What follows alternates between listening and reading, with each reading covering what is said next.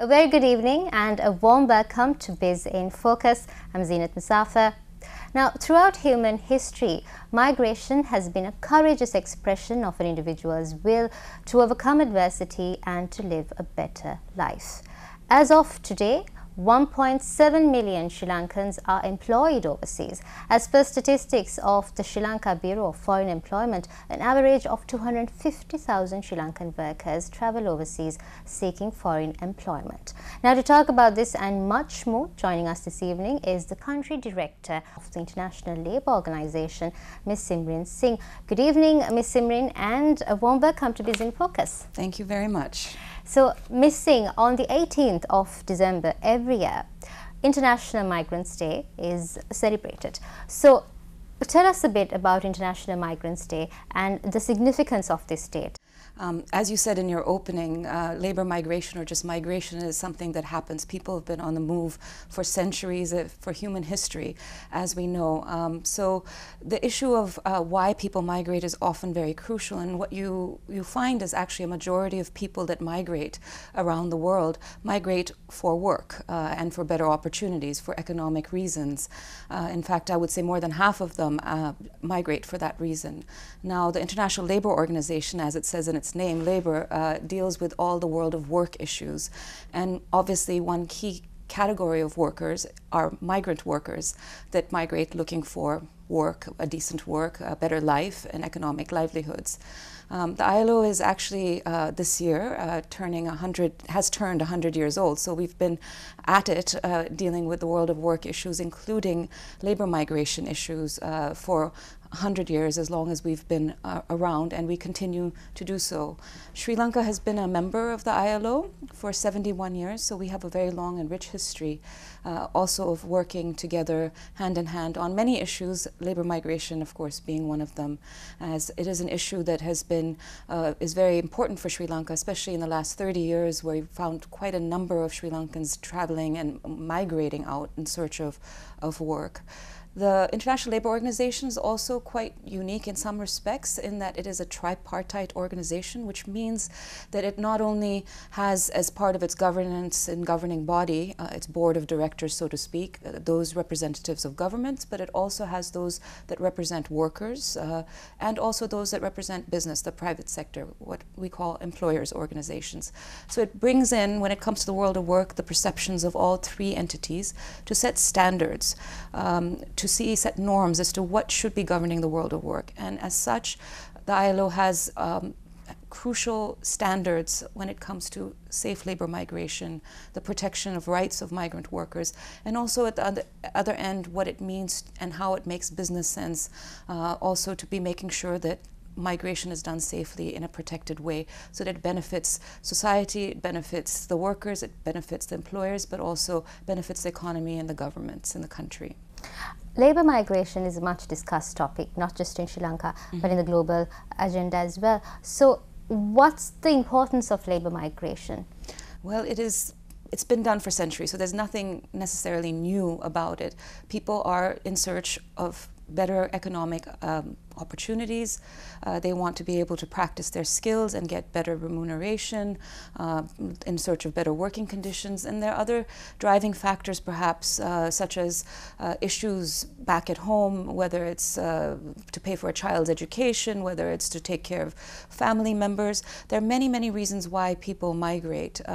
And largely, the reason is to look in search for good jobs that can actually help fuel and maintain families and empower them and make them happier families back home and communities back home. The overseas labour market has generated substantial inflows to Sri Lanka and by far is the largest foreign income generator to Sri Lanka. But how does labour migration contribute to economic development apart from just the inflow of foreign remittances? Yeah, well, that's good that you're raising and ask that question, because the issue of remittances gets a lot of attention and it's extremely important, but there are other aspects. But let me just say before that we're talking a huge amount of money. We're talking about $8 of Sri Lanka's GDP, which is through remittances. So it's not an insignificant amount when it comes, and we're talking about 7.1 billion US dollars annually. So it's a large sum of funds and money coming back into the Sri Lankan economy, which is very good also for the Sri Lankan economy. So remittances are extremely important, not just for the economy, but also, for example, for families and communities back home. People have been able to afford schooling, housing, whatever else that is really essential needs of their, and then some, and thrive as a result of remittances. But the other aspect of migration and the positive side of what it brings is it's not just the money coming back, but also those migrant workers that have been out. They come back with an incredible amount of skills. They probably have a new language they've learned, depending on where they've gone. They've also come back with skills because they've been working in a different environment and their skills have been built up. So I think there's a lot to also capitalize in the term called human capital that has been gained as a result of the migration experience, if the migration experience has been a positive one. What are the prominent categories of labor to migrate from Sri Lanka? Well, in the last 30 years, it's been predominantly, I would say, in the construction sector, in the agriculture sector, and in the domestic worker sector. So basically in the low-skilled category. But over the last few years, we're also seeing a tendency, and I think this is an area that there's need to grow further, and for more vision in terms of promoting higher or medium-skilled workers going forward. So over the last few years, we're seeing more of an increase, for example, in workers working in the hospitality sector and in the care sector, and into countries, for example, like South Korea, Japan, etc., whereas still much of the lower skilled workers, the domestic construction, is still going to countries in the Gulf. We've heard many stories of people being trafficked or people being exploited. What mechanisms do we have in place to ensure that such unfortunate incidents will not take place? Yeah, it's true. I mean, usually, for the large part, the migration experience tends to be a positive one, especially if you're a mid-skilled person or you come from certain professions. If you know your rights, you know who to go to, you know the channels, you know what to do if something goes wrong or starts to feel wrong when you're overseas. So usually the migration experience tends to be quite positive, or one that is fine. But like you said, there are issues and times when it's a fine line. It becomes exploitative in nature, and then it becomes what we would consider to be forced labor or human trafficking, where wages might not be paid, where they might have a recruitment agent for whom they're in debt, who's paid for them to be employed, and then the passports might be confiscated and they might not be able to return at their own will, or they might not be able to change jobs. So those kind of incidences are quite possible when things don't go well and aren't managed well. That being said, I think Sri Lanka has been quite proactive over the years to look at how they can manage that experience better, from the stage of recruitment here all the way to when they get to the destination country, and then also, mind you, coming back to the country. I think the process here in terms of pre-departure, there's efforts done, for example, at the district level with development officers that have been working and trained on educating potential migrant workers, as well as facilitating interaction with returning migrant workers that can explain what steps need to be taken, the experiences that could go well and could not go well, etc. There's also work that's been done with consulates, Sri Lankan consular officers, and including ambassadors for that matter, in destination countries, in terms of the services that they must provide and can provide to protect migrant workers, to educate them about their rights, what they need to do, but also how to deal with cases of grievances and exploitation. So at that end, also the destination end, quite a bit has been done. And then there are also things in terms of the return, because when migrant workers come back, the government has put in place several schemes. For example, through the Samurdhi scheme, there's a scheme of getting low-cost loans for housing. There's also compensation and schemes for medical care and other forms of insurance. So there's a number of those kinds of schemes, and I think they're also now looking very much, and this is something not just the government, but for example, the Employers Federation of Ceylon has been working very closely with the technical vocational education authorities and of course the ILO to see that there could be something called a skills passport. So those returning or those going have a passport that certifies the kind of skill. It recognizes the skills they've gained, which ensures greater employment or better employment when they return back, or if they choose to go back out, there's a certification. So there's a lot of these kinds of mechanisms in place to try to make the migration experience safe and fair and not exploitative. Now, of course, if there is a case of trafficking, certainly the first point of call in the country of destination would be the embassy, the consulate, and they've had guidelines and they've had training on how to deal with those kinds of issues, of course, in liaison back with the family members here. So it's not an easy task for sure. Oftentimes it's a fine line between whether it's a safe migration experience or when it turns exploitative. So it does take a lot of training to be able to detect that kind of exploitation, but also to deal with it in a way that also protects the rights the rights of the migrant worker that would have been exploited. And with that, we cross over for a short commercial break. Stay tuned for more on the other side.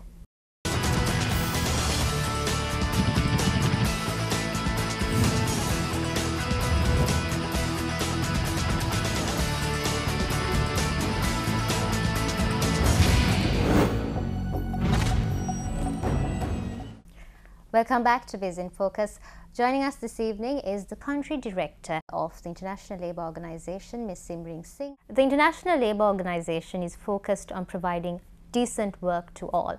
How is this concept incorporated in the overall approach of the International Labour Organization? Decent work is really at the core of what the ILO does and has been doing, and that is decent work for all, not just for a few, and that includes migrant workers. So it should not just be limited to your own national borders, but to any worker that is anywhere in the world working.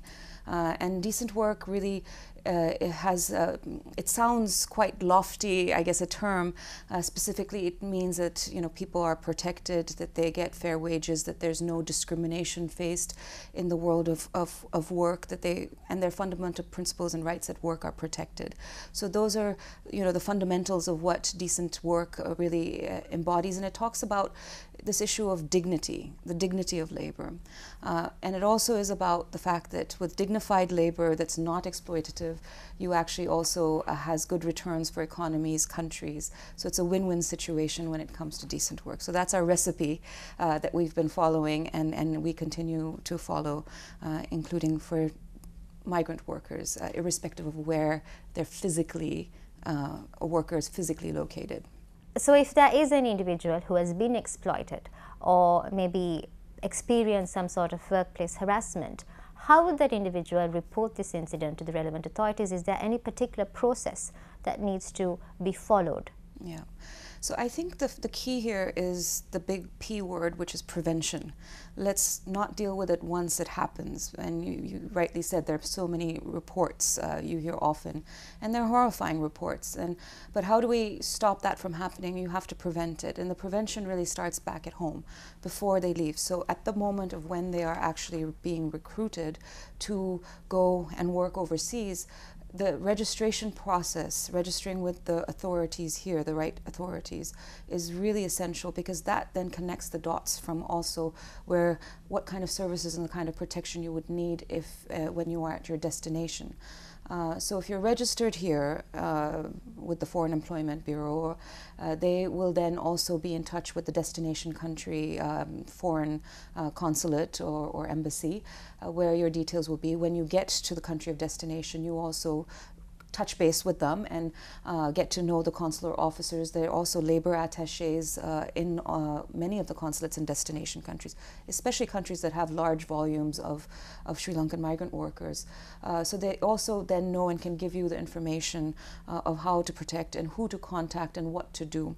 And then that also helps actually with the return process. So should you, after 2 years, 3 years, or however many years, wish or it's time for you to come back, they will also then coordinate your return and make sure that that process is safe and link you up with the kind of reintegration services that are available back home in Sri Lanka for you to maybe use your skills to start your business, to build a house, whatever it might be. But there are quite a few schemes in place also for the return, and you can avail of them. So the key really is to register.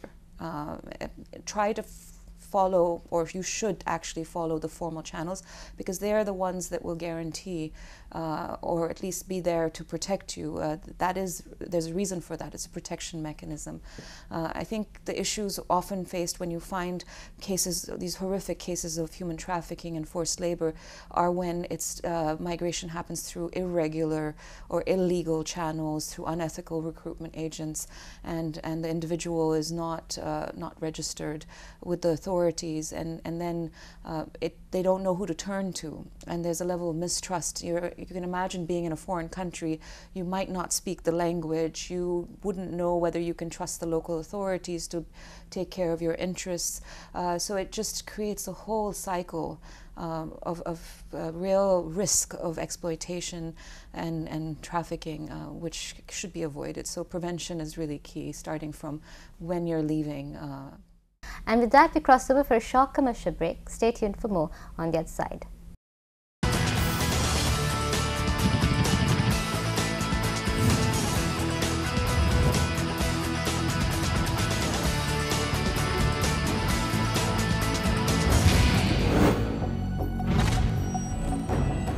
Spoke of economic benefits through the international labor migration process to every country, but on the other hand, what are the social costs of migration?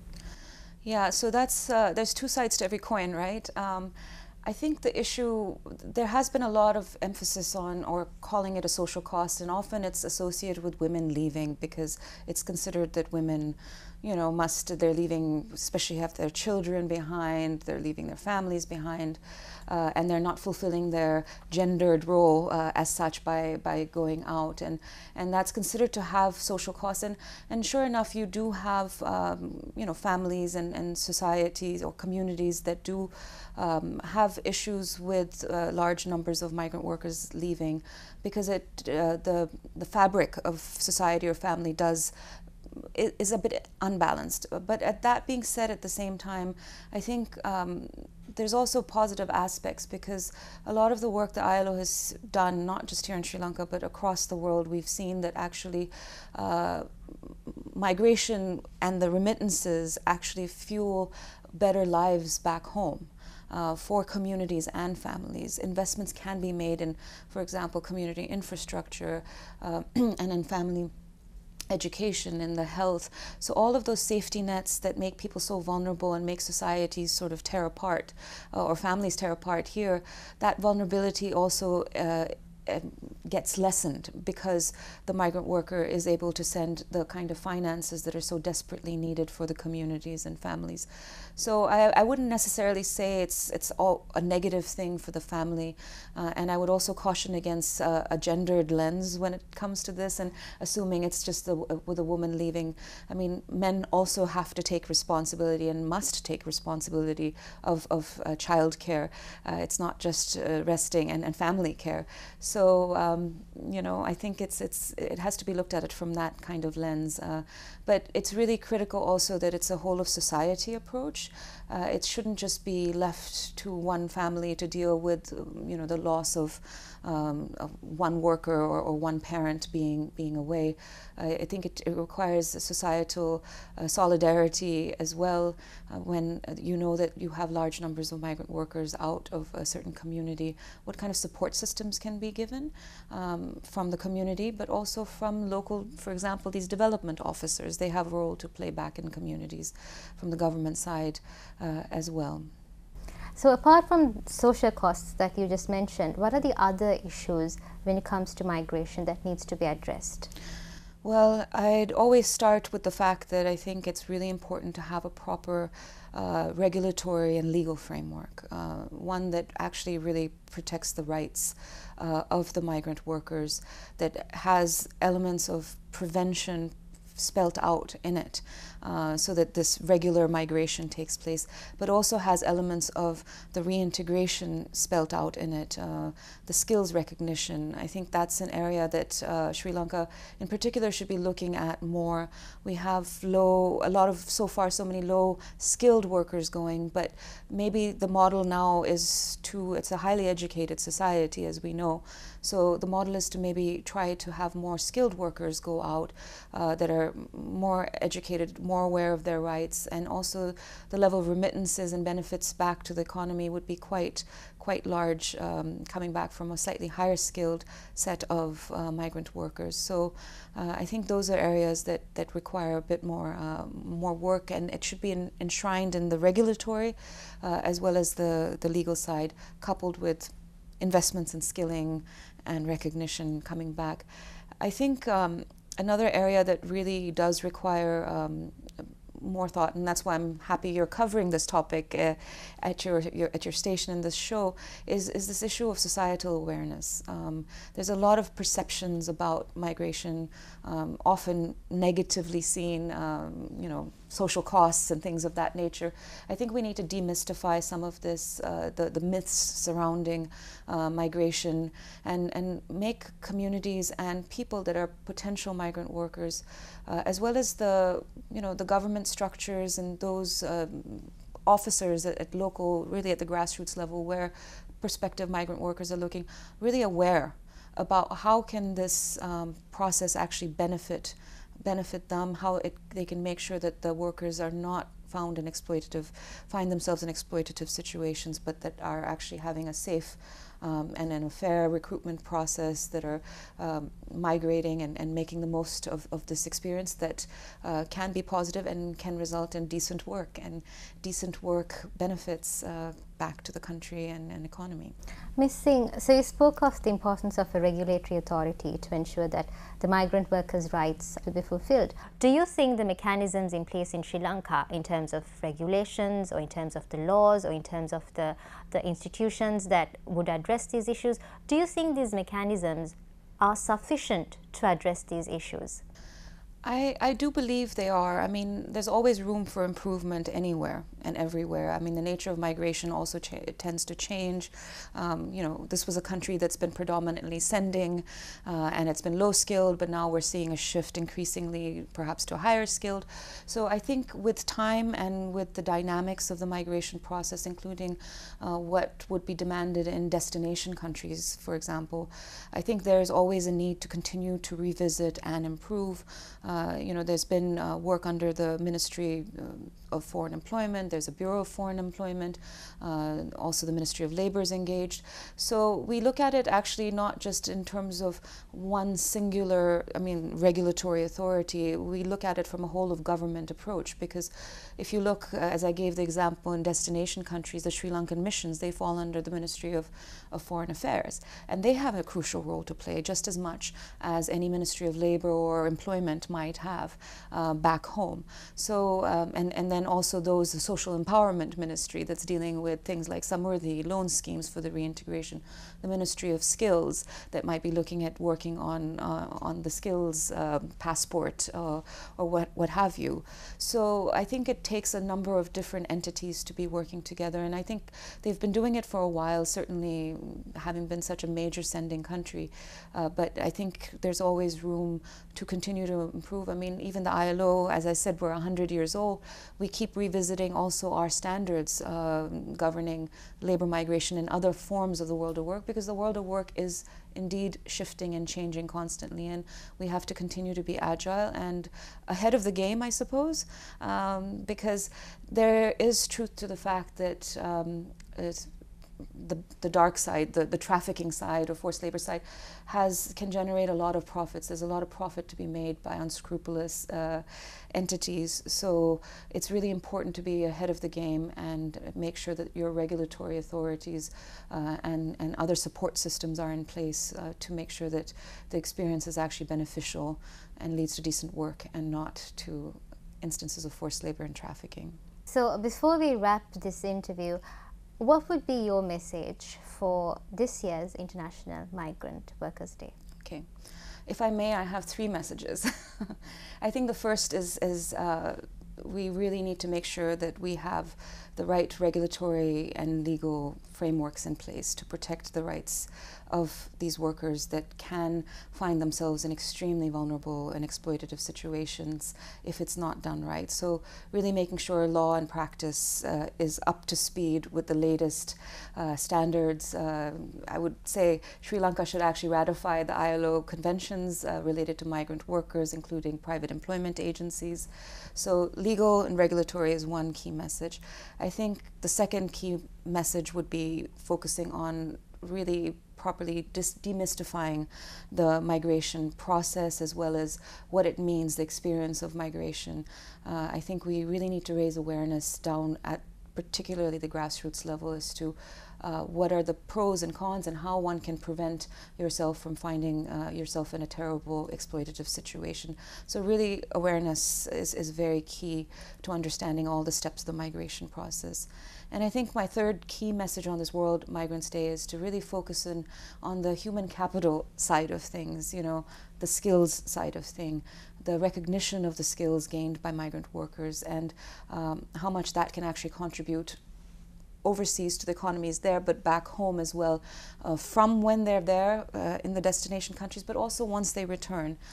So I think this issue of skills and migration really go very closely hand in hand and can also make the migration experience much more positive and rewarding at every level.